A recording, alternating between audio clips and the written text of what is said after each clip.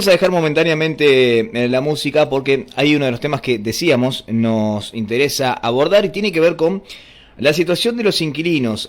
Nosotros hablamos mucho de, bueno, la verdad que estos meses no lo hemos hecho, pero la realidad de los inquilinos en la comarca. Pero para tener un parámetro, para tener una base, vamos a hablar con Roberto Díaz, que es de la Asociación de Inquilinos de Río Negro, porque ellos trabajan permanentemente sobre estadísticas, sobre bases, sobre encuestas y sacan conclusiones y realidades que por ahí no se ven, pero que cuando te pones a escarbar un poquito están ahí, ¿no? Roberto, muy buenas tardes, ¿cómo estás? Muy bien, acá preocupado, digamos, obviamente por la situación, por los resultados de la última estadística, y bueno, y también agradecido por esta comunicación y que pueda tener lugar un tema que seguramente va a tener que hablar en enero si no hay una extensión del decreto.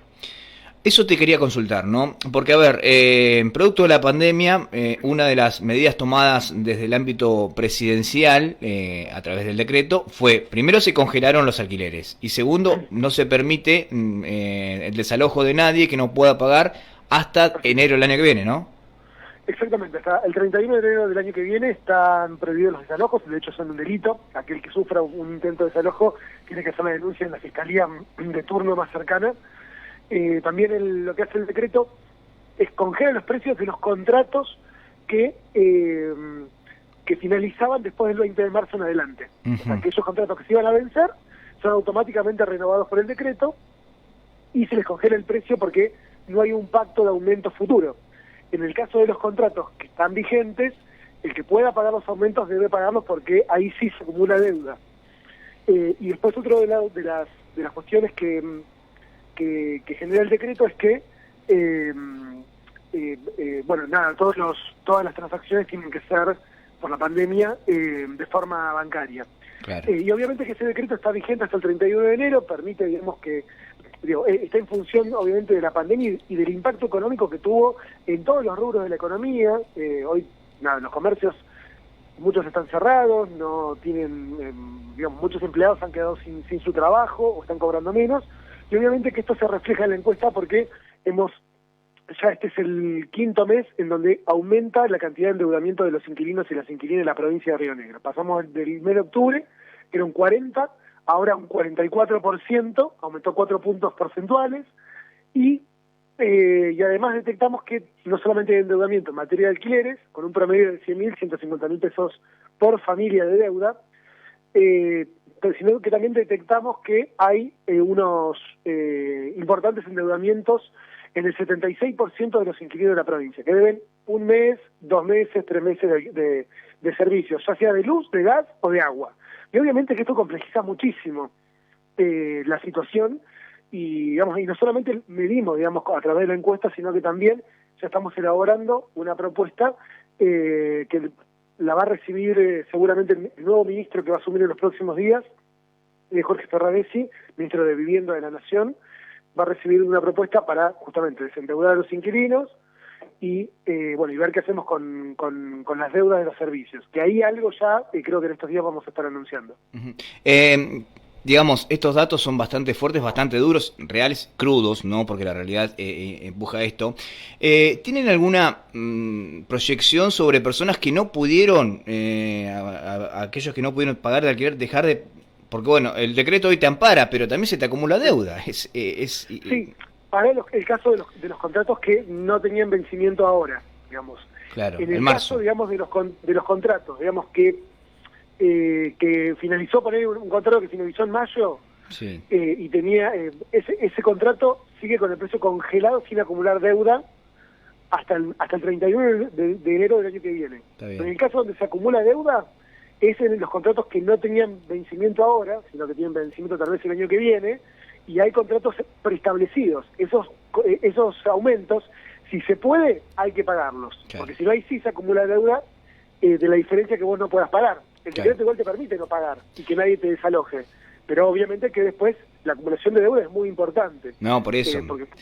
¿Sabes por qué te preguntaba? Porque yo lo traslado un poco, sabemos que el trabajo de ustedes es a nivel provincial en toda la provincia de Río Negro, pero trasladándolo un poco a la capital de la provincia, cuando recorremos, por ejemplo, las tomas, las usurpaciones, y hablamos con la gente, mucha de la gente fundamenta esto, ¿no?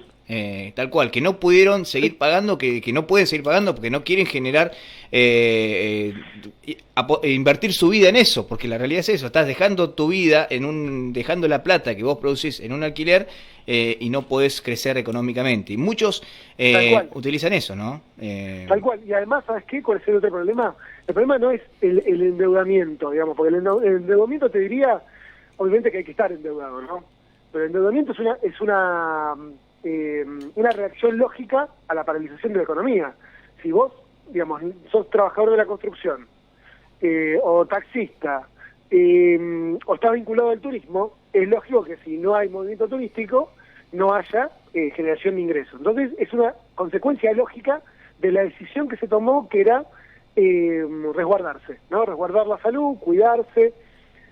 Ahora bien, el decreto, a mi forma de ver, vino con, para garantizar la vivienda. Pero lo que no dijo, no el decreto, sino lo que no dijo el gobierno nacional, es con claridad cómo se va a salir de la deuda.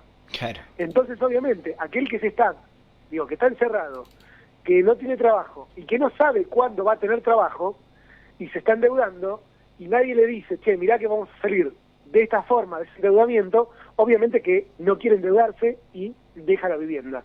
Y ahí se generó gran parte del caldo de cultivo de los habitantes de las tomas. Que obviamente yo no las avalo, no me parece que estén bien, pero sí puedo entender que hay una consecuencia en función de la ausencia histórica de los distintos gobiernos que han pasado a nivel nacional, que han dejado que la vivienda se privatice, de que el salario esté sumamente comprometido. En la provincia de Río Negro, me tiro un dato, el 77% de los inquilinos deja entre el 30 y el 80% de su salario solamente el pago del alquiler. Una locura, es una locura. Entonces, ¿qué familia, imagínate hoy, sin salario, ¿no? O con un salario muy comprometido, puede afrontar los aumentos o puede afrontar las imposiciones que tiene el mercado inmobiliario? Es imposible. Entonces, ¿cuál es la solución? Y la solución a veces es la que uno puede, y a veces la que uno puede no es la legal.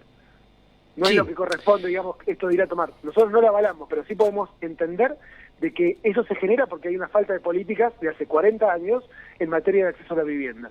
Entonces, creo que esto debe servir para empezar a revisar las políticas públicas, para saber de que el acceso a la vivienda no debe ser nada más una cuestión privada, porque hoy deciden las empresas, digamos, las empresas constructoras son las que definen cuántas viviendas construyen, cuántas no, dónde compran tierra, dónde no, y el Estado mira y no controla.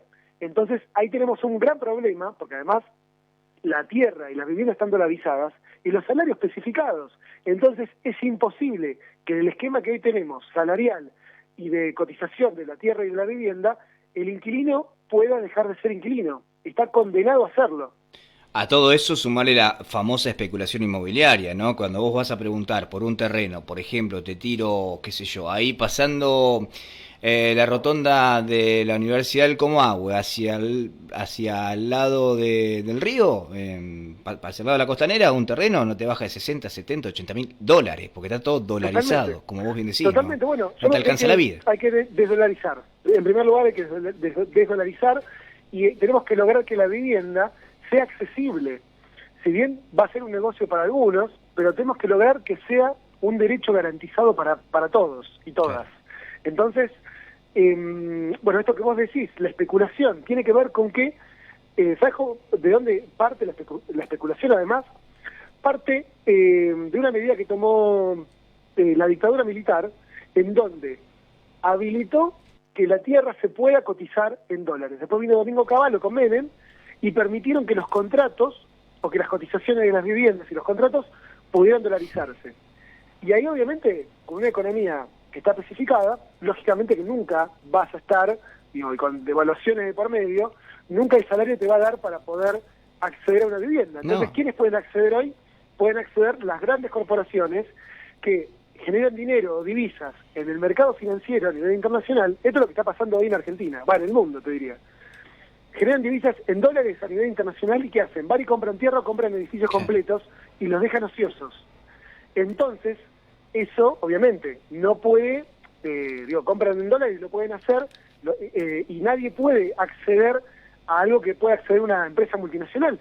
Y si los dejan vacíos, ¿qué genera? Genera que haya menos demanda, menos oferta, y la demanda no pueda satisfacerse, entonces aumentan los precios. Y todo esto lo define el sector privado, y el Estado no regula. Y ahí tenemos un gran inconveniente, y creo que es una de las grandes lecciones de esta pandemia en materia de alquileres. Yo creo que hay que apuntar a eso, ¿no? A que el Estado empiece a regular desde el gobierno nacional y cada uno de los gobiernos de cada provincia hacia los municipios, con la participación de todos, a regular esto.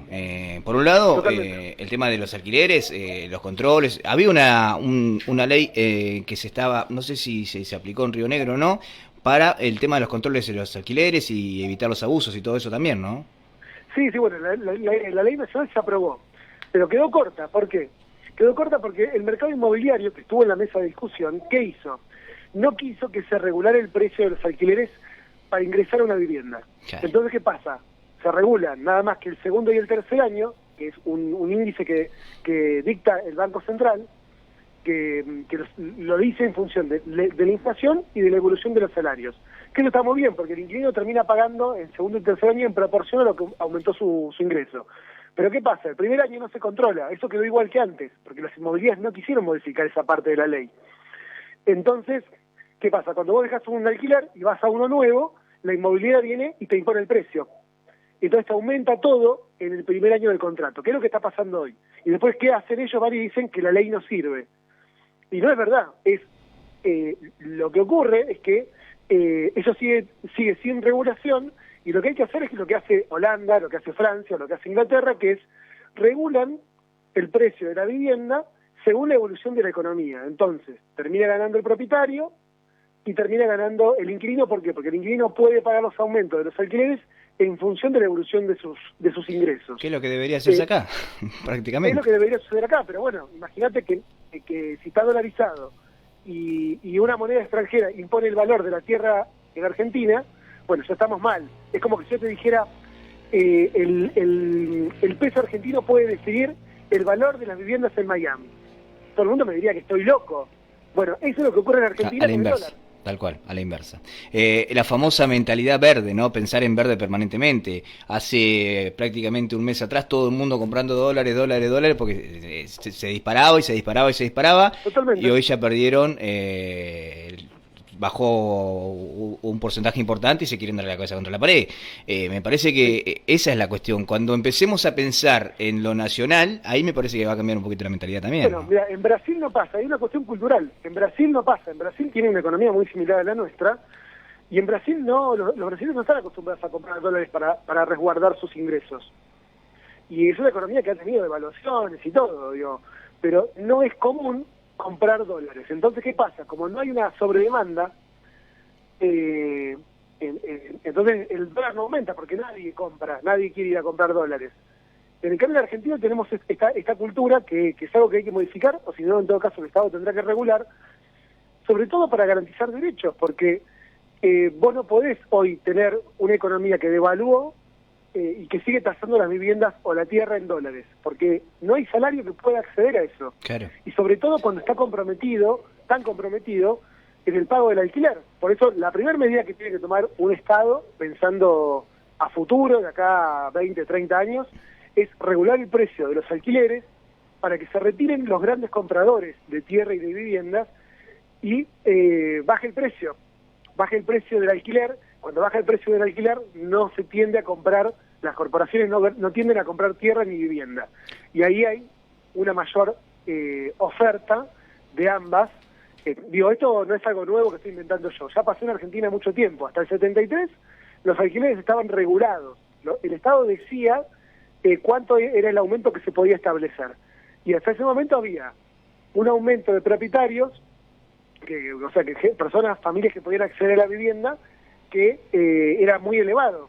Desde que se quitó esa regulación, cada vez en Argentina tenemos menos propietarios y más inquilinos. Claro. Eso significa que la desregulación de esa situación hizo que se concentrara la vivienda cada vez en menos manos y que cada vez Argentina tuviera más inquilinos porque no pueden acceder a una vivienda. Es increíble. Acá justamente un oyente nos plantea esto, ¿no? Dice, ¿cómo van a regular en Viedma si la mayoría de los dueños de alquileres son funcionarios? También es otra realidad, ¿no? Aquel que llega a un cargo público se le debería prohibir, al menos por bastante tiempo, la posibilidad de adquirir inmuebles como para proyectar a futuro, no sé. Por lo menos regular, porque el problema, ¿sabes qué es? El problema es que ha sido un boom inmobiliario tan importante en los últimos 15 años que cualquiera que tiene unos pocos pesos dice, bueno, invierto en ladrillos, ¿no? Es la frase clásica. Tal cual. Entonces, cualquiera, ha sido tan importante el negocio que muchas personas que tienen ahorros y dicen, bueno, construyo algo y lo alquilo. Y con eso me garantizo un ingreso. Y en realidad hay una discusión filosófica detrás de esto. La vivienda no debería ser un negocio. La vivienda debería ser un derecho. Solamente un lugar en donde uno se resguarda, vive y cuida y convive con su familia, nada más. Porque en realidad, si vos te pones a pensar, la vivienda no produce absolutamente nada, no es una fábrica. Y sin embargo nosotros pensamos en esta mentalidad. ¿Por qué? Porque justamente la desregulación del Estado ha permitido que sea un gran negocio cada vez para menos personas y cada vez más millonarios. Ahora, ¿qué posibilidades hay de, te hago la última y te dejo en libertad de acción porque sabemos que estás a full, ¿qué posibilidades hay de proyectar viendo el panorama, ¿no? Trasladándolo al ámbito nacional, que es donde todos buscamos que se apliquen las normativas y se sancionen las leyes para después proyectarlo en cada uno de los territorios? Con este gobierno que está actualmente, ¿qué posibilidades ves de poder hacer algo así en el corto y mediano plazo? Bueno, la pregunta del oyente recién creo que es muy clara. Creo que hay que trabajar mucho sobre la cultura política de los funcionarios y que puedan ver que es un problema realmente importante, estructural, y que más allá, digamos, de esta naturalización, porque está muy naturalizado de que uno diga, bueno, invierto en ladrillos. Eso es parte del sentido común. Sí, entonces lo primero que hay que hacer es trabajar sobre los funcionarios para que entiendan que si no modificamos esta realidad, cada vez vamos a tener más inquilinos en Argentina y cada vez menos salarios. O sea, no va a haber Estado, ni provincial, ni municipal, ni nacional, que puedan, ni empresas, que puedan otorgar salarios que realmente rindan. Porque se van comiendo, el mercado inmobiliario se va comiendo el ingreso de cada familia. Tal cual. Entonces yo creo que, a ver, no tengo la bola de cristal, pero sí entiendo de que es un tema que hemos logrado instalar, que está en agenda, que es un problema que está en los medios de comunicación, que la política sabe que existe. Antes no se sabía que existía el problema de los alquileres y de acceso a la vivienda, y creo que digamos, te debo responder con optimismo. Creo que lo podemos lograr. Hay que seguir trabajando, hay que presentar leyes, hay que seguir discutiendo con el mercado inmobiliario y hay que defender los derechos que hoy al menos se han conquistado.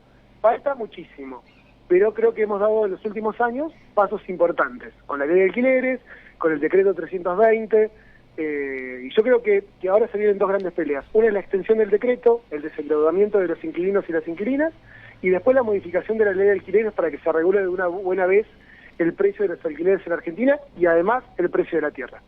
Ojalá que así sea. Te agradezco muchísimo, Roberto, por tu tiempo. Un abrazo enorme, saludos a todos los de Viedma. Éxitos, gracias. Bien, ahí pasaba Roberto Díaz, titular de la Asociación de Inquilinos de Río Negro. La verdad que, a ver, este tema da para hablarlo largo y tendido, y seguramente usted que está del otro lado tendrá la posibilidad de, si quiere, darnos su opinión y plasmarla y contarnos su realidad, porque, a ver, debe haber muchísima gente que está viviendo esta situación de no poder acceder a un terreno, no poder acceder a una vivienda. Primero porque hay poca... bueno, en Río Negro ha habido, en la gestión anterior del gobierno de Juntos Somos Río Negro, una gran cantidad de viviendas en todo el territorio que se han construido. Pero no alcanza, lamentablemente no alcanza. Viedma tiene en una sola toma, dividida en 3 o 4, con 4 nombres, alrededor de 500 familias que ahora están siendo imputadas. Hay otra realidad que va de la mano con lo que planteó el oyente. A ver, en Viedma, capital de la provincia de Río Negro, obviamente muchos de los funcionarios vienen, son los famosos ciudadanos golondrinas, como se les dice. Vienen a vivir temporalmente aquí y después obviamente regresan a sus ciudades, ¿no? En el interior de la provincia, pero mientras viven aquí, ¿qué pasa? Que pagan altos costos de alquileres y eso también dispara el precio en el resto de los alquileres, ¿no? Es otra realidad. Bueno, a eso hay que apelar a la conciencia, si se quiere, para que desde el propio Estado y de los propios protagonistas que manejan el Estado, desde los gobernantes, cambien un poquito la realidad y el pensamiento filosófico. Veremos si se da. Vamos a la tanda y venimos enseguida. Aguantanos un toque.